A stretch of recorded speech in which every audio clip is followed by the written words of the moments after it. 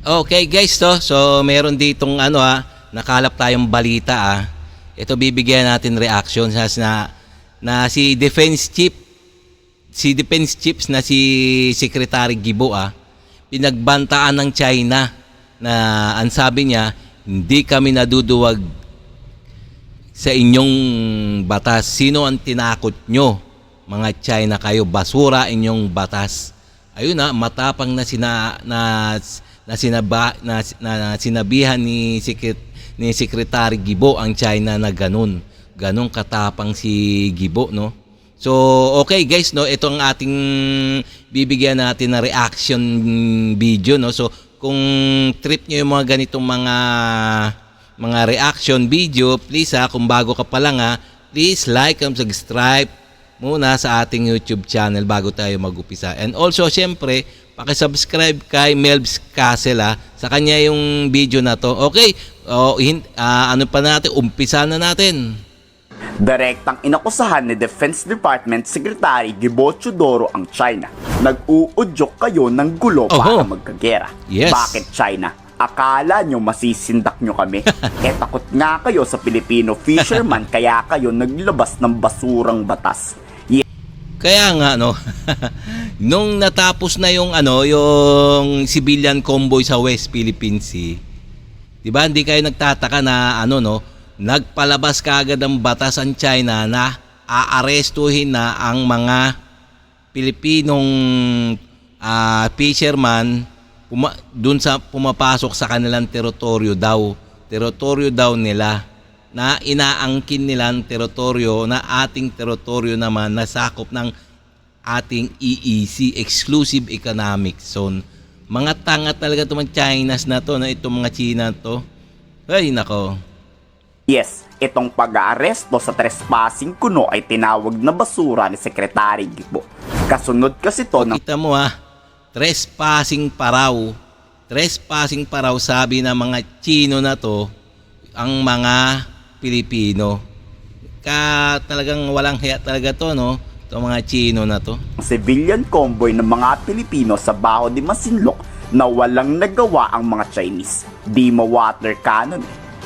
Is this it? Kaya nga, hindi nila ma-water cannon nga. Kaya nga, kasi takot silang ma-water cannon yung mga civilian convoy. Kasi nga, sigurado pag win-water cannon nila yan, sigurado yan mag-i-invoke ang Mutual Defense Treaty ng Amerika at Pilipinas. Kaya nga nagpalabas sila ng batas na gano'n na mag-aaresto na sila sa kanilang inaangking teritoryo na atin namang teritoryo. Ayan, ganyan kaganid ang mga Chino. Mga walang hiya talaga, no? Provocation? No. I believe what a provocation is the roguish and irresponsible threat to detain quote-unquote trespassers in what is claimed as internal waters but is actually part of the high seas and part of the West Philippine Seas by a country. Sino daw ang tinakot ng China? Kung aakalain raw ng Chinese Foreign Ministry na maduduwag tayo, nagkakamali sila. Malinaw na paglabag sa United Nations ang basurang batas ng China. Sinumpaan raw ng militar na ipaglaban ng karapatan ng mamamayan, kaya kung magkaguluman, handa kaming mamatay para sa bayan. Oo nga naman, no? Yung pinaglalaban ng Pilipinas, ng mga Pilipino, ay naaayon sa international law. So talagang kung tingnan mo naman, kung titignan mo sa lahat ng aspeto, no, na talagang nasa tama ang gobyerno ng Pilipinas, no. Talagang sumusunod sila sa international law. Samantalang to ng mga Chino, no, ang kanilang batas ay sa kanilang batas lang, na wala naman sinasabi na sa international law na ang 9-dash line or 10-dash line nila ay legal. So pinipilit lang na mga Chino na sa kanila, kasi nga mga ganid talaga to, no? Kasi nga ang gusto nila sa West Philippine Sea ay masolo nila. Ganon. Kaya ganon sila ka-agresibo sa West Philippine Sea. What we do in our exclusive economic zone. So how we defend our exclusive economic Yes. zone can in no way be termed by any sane person as a provocation. On the other hand, it is but what is required of us as sworn officers of upholding the law in compliance with our Constitution of the Republic of the Philippines. Yes. Paulit-ulit na sinasabi ng Chinese Foreign Ministry na tayo ang nanggugulo sa teritoryo nila. Tayo ang nag-uudyok ng giyera dahil sa pagyaya ng tropa galing ibang bansa. Pero ang totoo, bakit tutol ang China dyan? Dahil hindi nila masakop ang West Philippine Sea ng Yes. persahang Biltan. Bakit kaya ba ng China ang mapagyera sa apat na bansa ng sabay? Oh, tama nga naman. Kaya ba ng China na makapaggera sa apat na bansa? Apat na bansa na malalakas ang military power. Ayun ang tanong eh. Kaya nga mag-iisip-isip sila, no, kung makipaggera sila sa apat na bansa. Hindi lang apat yan. Sigurado yan, tutulong iba pang mga kaalyado ng Pilipinas, no. Hindi lang apat talaga yan. Sabay, hindi, di ba? Kaya nagpapakalat to ng fake news na tayo ang inaakusahang gusto ng malaking gulo. Tama. Kaya nga nagpapakalat ang mga fake news to, mga nagbabanta-banta lang to, mga Chino. Kasi hanggang banta-banta lang yan. Hindi na, sa totoo lang talaga hindi sila talagang bihasa sa pakipaggera, no. So, itataya ba nila kanilang bansa na pinaghirapan nila, no? Pinaghirapan nilang payamanin, tapos pakipaggera lang sila sa sa mga bansa na maraming galit sa kanilang mga bansa, no. Sigurado yan magiging Ukraine sila.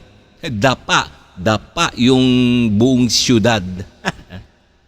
Kung hindi matalino si Pangulong Bongbong Marcos at hindi nagyaya ng Japan, Australia at US, baka sinakop na tayo ng China at pinapakain na tayo niyan ng mga bomba.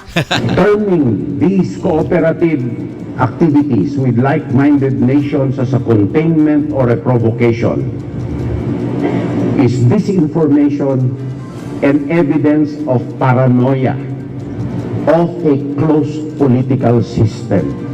The ultimate intent is to get what they want by the threat or the use of force. This we cannot allow to continue. We will train more realistically.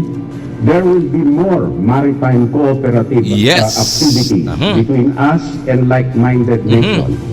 More training scenarios. Yes.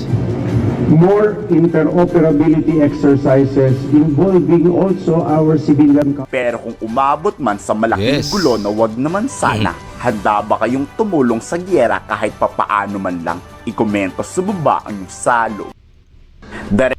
Okay mga guys, tignan nyo naman ha. Kung totohanin na naman ng mga Chino ang kanilang pag-aresto sa mga ating mga mangingisda at sa mga iba pang mga Pilipino, syempre pati mga Philippine Coast Guard uhulihin din nila, arestuhin nila. Pag ganun nangyari, syempre sigurado na yan nakapakatanga naman ng Philippine Coast Guard kung uhulihin sila may mga power ang mga Philippine Coast Guard. Alangan hilahin lang sila ng China. Sigurado yan, bakbakan yan, 'di ba? So sigurado na hindi yan gagawin ng mga China, hindi yan totohanin ng mga Chino, no, yung pag-aresto sa ating teritoryo kasi nga labag talaga sa international law ang kanilang ginagawa. Puro pananakot lang yan mga Chino na, mga pagbababanta lang naman yan. So hindi nila talagang ipapalaman yung kanilang bansa sa gera, no. Hanggang negosyo lang yung mga yan, yung mga Chino na yan. Okay mga guys, so hanggang dito na lang tayo mga guys ha. So kung nagustuhan nyo itong mga ganitong reaction video, please like and subscribe na lang muna sa ating YouTube channel kay Master Jet TV So like and subscribe, okay?